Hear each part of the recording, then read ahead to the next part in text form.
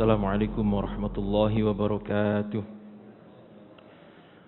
Bismillah, alhamdulillah, wassalatu wassalamu ala rasulillah, la hawla wa la quwwata illa billah, amma ba'd. Puji syukur dumateng ngersani Allah subhanahu wa ta'ala atas semua limpahan karunia nikmatnya. Di pagi yang mubarakah ini kita masih bisa melaksanakan perintahnya, yaitu sholat subuh berjamaah. Mudah-mudahan setiap langkah kaki kita mendapatkan ampunan dari Allah Subhanahu wa taala, meninggikan derajat kita di sisi Allah Subhanahu wa taala, dan mempermudah jalan kita menuju ke surganya Allah Subhanahu wa taala. Salawat serta salam mari kita selalu haturkan kepada Nabi kita Muhammad sallallahu alaihi wasallam. Semoga kita nanti mendapatkan syafaat beliau hingga yaumul akhir. Para jamaah sekalian, di akhir tahun ke-9 Hijrah, ini belum ada tahun baru bagi Islam, tapi dihitung dari hijrahnya Nabi. Di akhir tahun ke-9 Hijrah itu turun ayat ke-97 dari surat Ali Imran. A'udzu billahi minasyaitonir rajim. Fihi ayatum bayyinatum maqamu Ibrahim. Wa man dakhalahu kana amina. Wa man dakhalahu kana amina. Walillahi 'alan nasi hajjul baiti man istata'a ilaihi sabila. Wa man kafara fa innallaha ghaniyyun 'alal 'alamin. Coba kita baca sama-sama sambil sedikit-sedikit artinya. Fihi ayatum bayyinat. Sama-sama. Padanya terdapat tanda-tanda yang nyata. Maqamu Ibrahim, di antara maqam Ibrahim. Wa man dakhalahu, dan barang siapa yang memasukinya, kana amina, menjadi amanlah dia. Walillahi 'alan nasi, dan salah satu kewajiban manusia kepada Allah, hajjul baiti, melaksanakan haji ke Baitullah, man istata'a ilaihi sabila, bagi siapa yang mampu untuk mengadakan perjalanan ke Baitullah. Wa man kafara, dan barang siapa yang ingkar terhadap kewajiban haji, fa innallaha, maka sesungguhnya Allah ghaniyun, maha kaya, 'alal 'alamina, atas seluruh alam. Shadaqallahul azim. Para jamaah sekalian, maka dengan turunnya ayat ini, kewajiban haji sudah diformalkan. Kalau sebelum turun ayat ini maka belum ada yang namanya haji yang formal, namanya umroh. Jadi sebelum haji wada ini disebut dengan umroh biasanya. Jadi Nabi itu selama beliau di Madinah, yang pertama mengadakan umroh tetapi tidak boleh masuk. Kemudian beliau tinggal di Hudaybiyah, yang disebut dengan umroh Hudaybiyah. Kemudian yang kedua, ketika Fathu Mekah, ketika Mekah ditaklukkan. Dan yang ketiga, setelah perang Hunain. Setelah perang Hunain beliau juga umroh. Kemudian yang keempat kemarin sudah kita bahas barusan saja, yaitu pelaksanaan umroh, atau boleh disebut haji lah.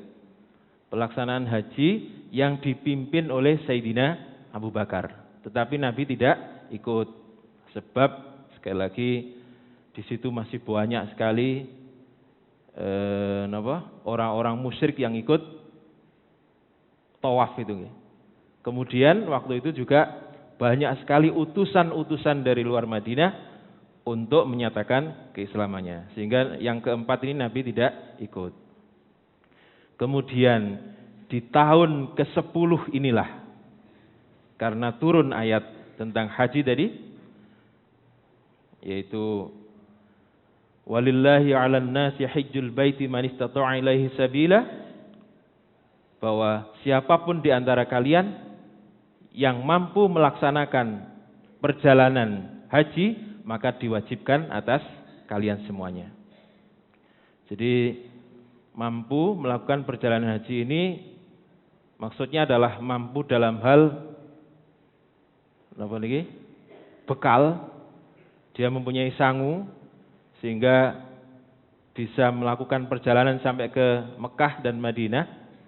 Kalau dulu Mekah ya. Kemudian juga rute atau jalur yang dilalui itu jalur yang aman. Tidak ada kendala, tidak ada rampok dan lain-lain. Dan yang terakhir, yang ketiga, orang yang mampu adalah tidak ada sesuatu yang bisa menghalangi. Misalnya kemarin ada wabah corona, maka tidak wajib tahun itu. Sehingga corona ini dapat dikategorikan sebagai sesuatu yang membuat kita tidak mampu melakukan perjalanan ke Mekah atau Madinah. Nah, sekali lagi dengan turunnya ayat ini maka kewajiban haji sudah diformalkan bagi kaum muslimin. Para jamaah sekalian, kemudian Nabi mengumumkan bahwa beliau mau berangkat haji kepada seluruh penduduk Madinah dan suku-suku yang baru saja masuk Islam, sehingga berita ini kemudian tersebar ke penjuru Madinah dan tersebar ke suku-suku yang di luar Madinah yang baru saja bergabung dengan Madinah. Maka kemudian mereka melakukan persiapan-persiapan untuk mengikuti Nabi dalam pelaksanaan haji tahun ini atau tahun ke-10 Hijrah ini. Kemudian berangkatlah Nabi dan rombongannya keluar dari Madinah setelah melakukan sholat zuhur. Jadi berangkatnya setelah sholat zuhur. Tepatnya di hari Sabtu atau 5 hari terakhir di bulan Dzulqa'dah. Kalau haji itu bulan apa, Bu? Dzulhijjah. Maka berangkatnya bulan Dzulqa'dah. Bulan Dzulqa'dah. Karena pelaksanaan haji ini ada penyesuaian tentang manasik haji sebelumnya. Maka sebelum berangkat Nabi menyampaikan khutbahnya yang berisi tentang tata cara ihram, kewajiban-kewajiban haji, kemudian sunnah-sunnah haji. Kemudian beliau berjalan sambil bertalbiyah seperti yang kita kenal ini. Jadi sebelumnya talbiyah itu ada perbedaan seperti yang kemarin saya sampaikan itu. Maka setelah haji ini kemudian talbiyah itu ditetapkan seperti yang kita kenal saat ini. Labbaik Allahumma labbaik, labbaik la syarika laka labbaik, innal hamda wan ni'mata laka wal mulk la syarikalah. Gitu ya. Nah, jadi haji kali ini ada beberapa manasik yang disesuaikan dan nanti langsung dicontohi oleh Nabi kita Muhammad SAW. Dan manasik ini nanti akan berlaku sampai sekarang. Kemudian biasanya kalau perjalanan dari Mekah ke Madinah itu atau dari Madinah ke Mekah ini bisa ditempuh selama 8 hari. Tetapi karena membawa rombongan banyak, kira-kira lebih cepat atau lebih lambat, Pak? Lebih lambat, karena rombongan orang banyak, tidak bisa cepat. Ditambah lagi dengan jumlah rombongan yang terus bertambah ketika melewati suatu daerah. Sebab mereka sudah mencegat di daerahnya masing-masing. Seperti kalau kirap dari sini berangkat, kemudian di tengah ada tambahan, di sana lagi ada tambahan dan seterusnya. Sehingga jumlah mereka, orang-orang yang mengikuti Haji Wada ini diperkirakan jumlahnya 124.000. Luar biasa nggih. 124.000. Stadion Tambak Sari ini penting. Kuotanya 40.000. 40.000 nggih. Berarti kalau 124.000 berarti 3 kalinya nggih. Kalau stadion niku Gelora Bung Karno 70 nggih. 70.000 kalau tidak salah. Ya, kira-kira begitulah. Bagaimana caranya mengkoordinasi orang yang banyak itu? Kalau ngomong seperti apa? Nah, nanti kita bahas itu ya. Jadi 124.000. Nabi itu jumlahnya berapa, Pak? Semuanya? Masih ingat?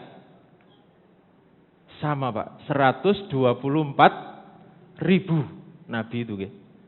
124.000 itu nabi dan rasul. Kemudian ada nabi-nabi yang namanya Al-Mukhtar, yang wajib kita kenal, ada 25 nabi.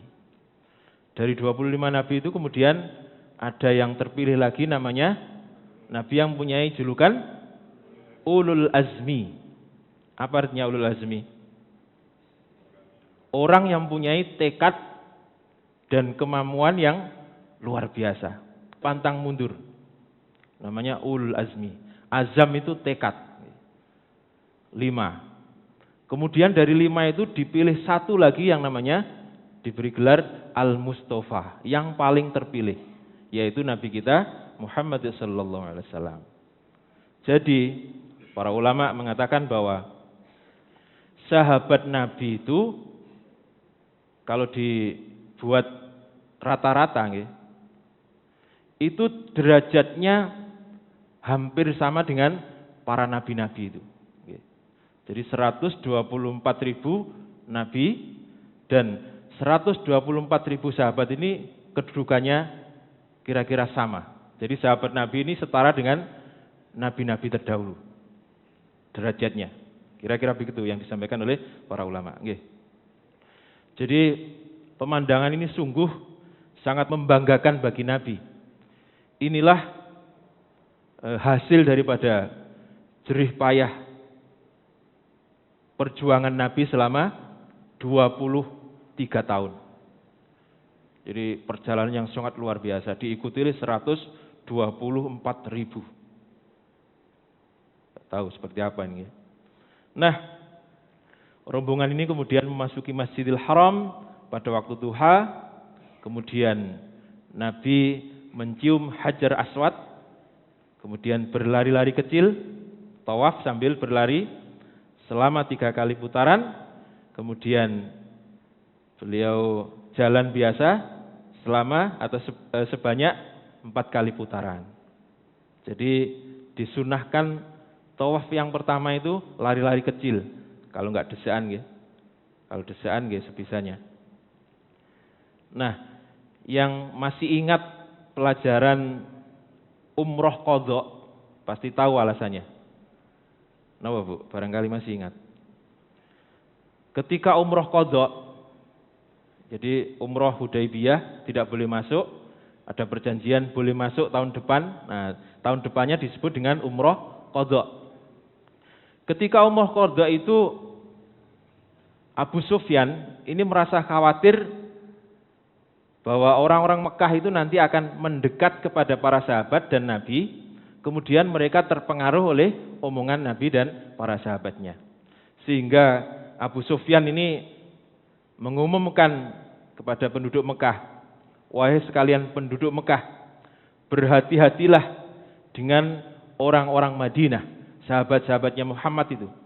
Sebab di Madinah sekarang sedang terjadi wabah yang sangat menular. Dengan kata lain, orang-orang yang datang ini membawa penyakit. Akhirnya orang-orang Mekah ini pergi ke bukit-bukit sambil melihat kaum muslimin, para sahabat ini memasuki Mekah. Nah, begitu Nabi tahu apa yang disampaikan oleh Abu Sufyan ini, kemudian beliau menginstruksikan kepada para sahabat, ketika memasuki Masjidil Haram, tegakkan badanmu. Dising-sing lengannya diperlihatkan kekuatannya. Kemudian tawaf sambil berlari-lari untuk menunjukkan bahwa kami sehat, kami kuat. Padahal waktu itu kelelahan, Pak. Sehingga ketika mereka berada di sebelah timur, mereka di atas bukit sebelah timur. Ketika di sebelah timur mereka lari-lari, para sahabat ini lari-lari, begitu melewati Ka'bah yang tidak kelihatan oleh mereka, pelan-pelan sambil menggem-gem. Lagi begitu terlihat jalan, lari lagi sampai di sebelahnya, pelan-pelan lagi sambil ambil nafas. Sebab mereka dikasih waktu hanya 3 hari, tidak ada istirahat. Begitu datang langsung tawaf. Nah, ini alasannya kenapa ketika datang pertama kali disuruh lari-lari kecil kalau bisa. Nah, para jamaah sekalian, kemudian setelah tawaf itu muter, kemudian Nabi menghampiri makam Ibrahim dan membaca surat Al-Baqarah ayat 125. Wa iz ja'alna baita. Kita sama-sama lagi, lumayan oleh 2 ayat dapat pahala. Wa iz ja'alnal baita. Dan ingatlah ketika kami menjadikan rumah itu, yaitu Baitullah, masabatal linnasi, sebagai tempat berkumpul manusia,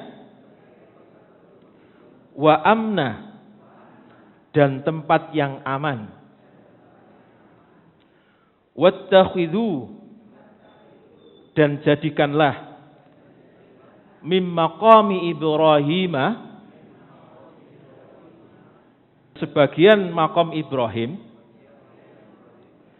musalla, tempat sholat, wa ahidna ila Ibrahim wa Ismaila, dan telah kami perintahkan kepada Ibrahim dan Ismail, ang tahhira baiti, bersihkanlah rumahku, lit-ta'ifina, untuk orang-orang yang tawaf, wal 'akifina, dan untuk orang-orang yang i'tikaf,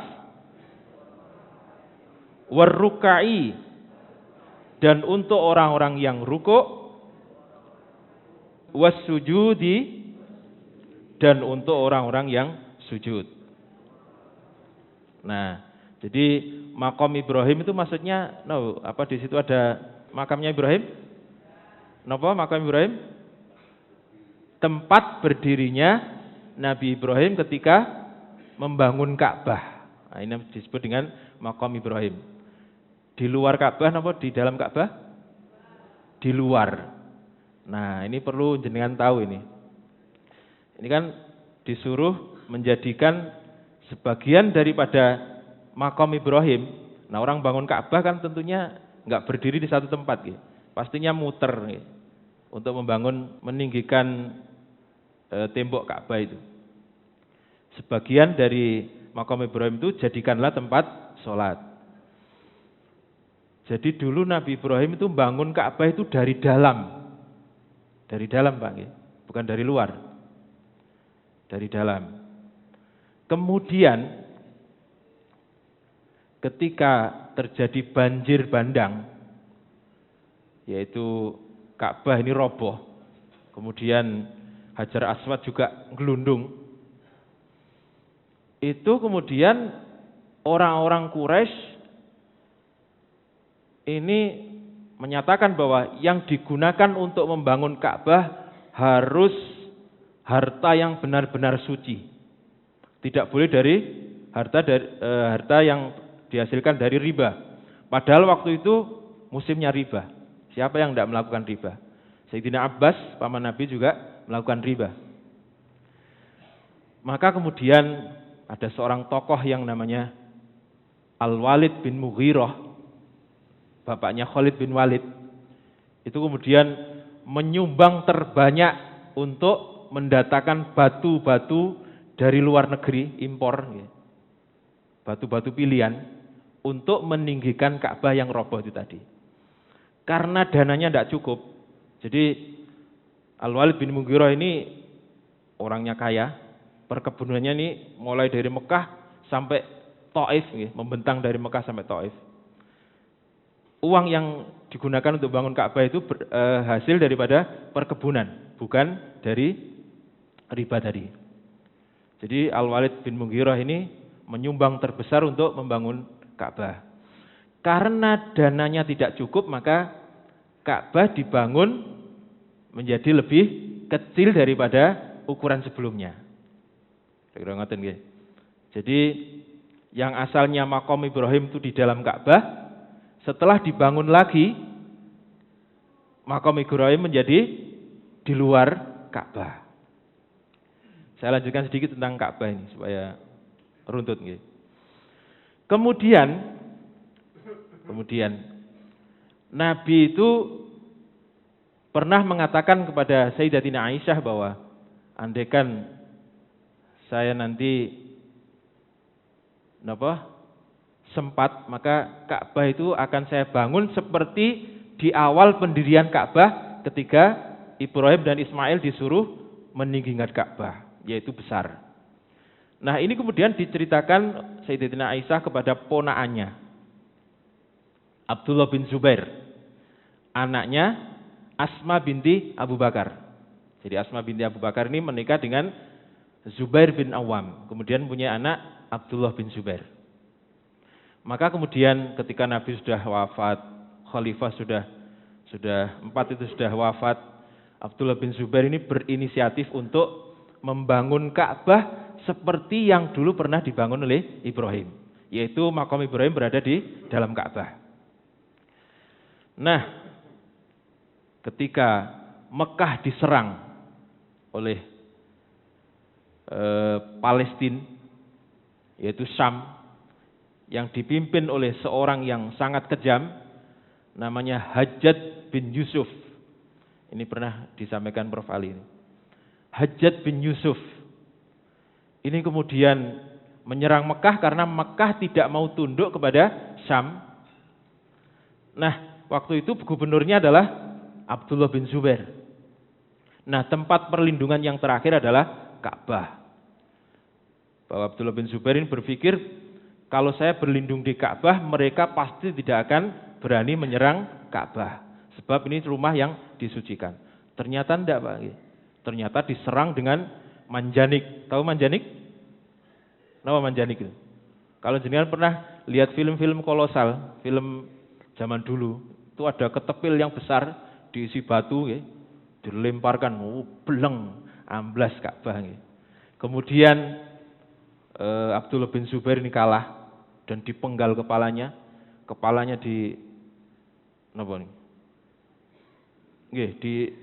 disunduk, Pak. Padahal ibunya waktu itu masih ada, Asma binti Abu Bakar. Tidak saya teruskan cerita ini kapan-kapan mau.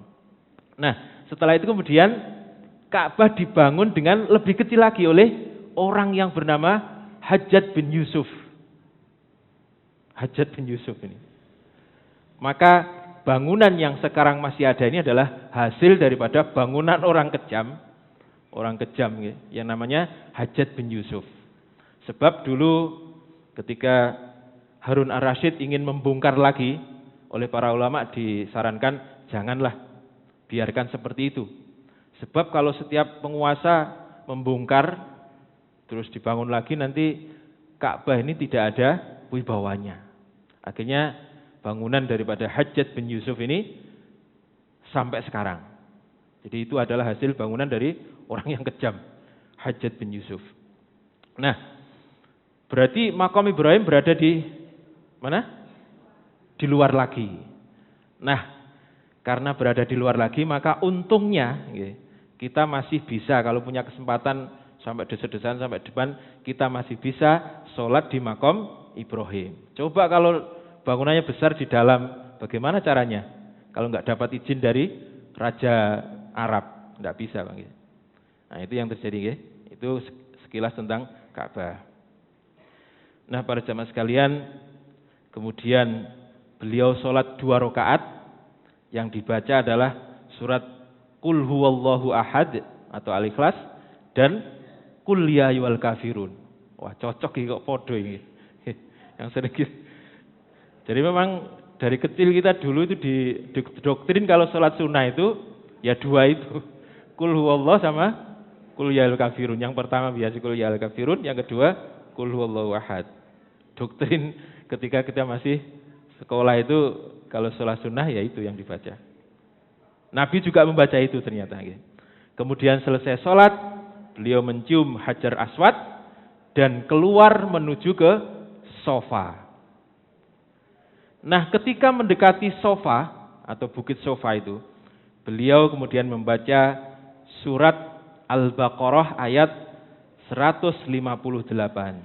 Bisa diturunkan, Bun? Ben cepet nggih.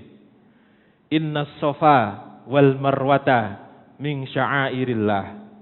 Bahwa sesungguhnya sofa dan marwah itu adalah bagian daripada syiar-syiar Allah. Faman hajjal baitah, maka barang siapa yang berhaji ke Baitullah, awi tamara atau berumrah, fala junaha alaihi, maka tidak ada dosa baginya ayat tawafah bihimah, mengerjakan tawaf atau kita kenal sekarang dengan kata-kata sa'i di antara keduanya. Wa man tatawwa'a khairan, dan barang siapa yang mengerjakan kebaikan dengan kerelaan hati, fa innallaha, maka sesungguhnya Allah syakirun, maha mensyukuri kebaikan. Loh, Allah kok maha mensyukuri? Maksudnya maha membalas kebaikan itu. Syakirun, maha mensyukuri, alimun, maha mengetahui. Nah, ayat ini turun ketika umroh qadha, Pak. Apa sebabnya? Sebab orang-orang Ansor ini enggan melakukan sa'i atau tawaf mereka. Pokoknya jalan dari Sofa ke Marwah itu. Enggan melakukan sa'i itu. Sebab apa? Dulu di Sofa dan Marwah itu ada berhala yang disembah. Jadi di Sofa dan Marwah itu dulu ada berhala yang disembah. Yang di Sofa itu namanya Isaf, yang di Marwah namanya Naila. Isaf dan Naila. Sehingga mereka enggan untuk sa'i ini, sebab takut jangan-jangan dosa. Sebab di situ ada patung yang dulu disembah. Maka turunlah ayat ini untuk meyakinkan mereka bahwa Sofa dan Marwah itu juga termasuk min sya'airillah, syiar-syiar Allah. Tidak ada hubungannya dengan 2 berhala tadi. Baru kemudian mereka mengikuti sa'i itu. Nah, para jemaah sekalian, kemudian beliau mulai sa'i dari Sofa ke Marwah sambil mengucapkan kalimat la ilaha illallah wahdahu la syarikalah, tidak ada Tuhan selain Allah dan tidak ada sekutu baginya. Shadaqa wa'dah, Allah sungguh menepati janji. Wa nasara 'abdah, dan Allah sungguh akan menolong hambanya. Wa 'azza jundah, dan Allah sungguh akan memuliakan para bala tentaranya, pembela-pembelanya, pembela agama. Wa hazamal ahzaba wahdah, dan Allah lah yang telah memporak-porandakan tentara Ahzab atau di perang Khandaq itu dengan sendirinya, dengan menurunkan topan dan badai dingin kepada tentara Ahzab. Nah, para jamaah sekalian, selesai melakukan manasik haji, beliau kemudian tinggal di Mekah selama 4 hari, yaitu hari Ahad, Senin, Selasa, dan Rabu. Kemudian Kamisnya rombongan ini bergerak menuju ke Mina. Menuju ke Mina. Di Mina beliau sholat zuhur, asar, maghrib, isya, dan subuh.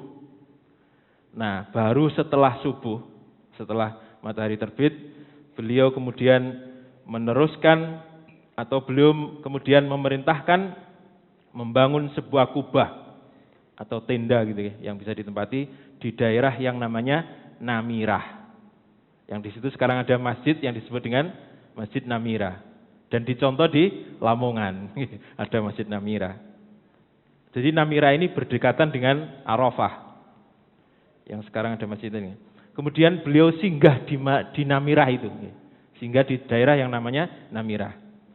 Setelah singgah beberapa saat, kemudian beliau melanjutkan dan rombongan ini bergerak menuju ke Arafah.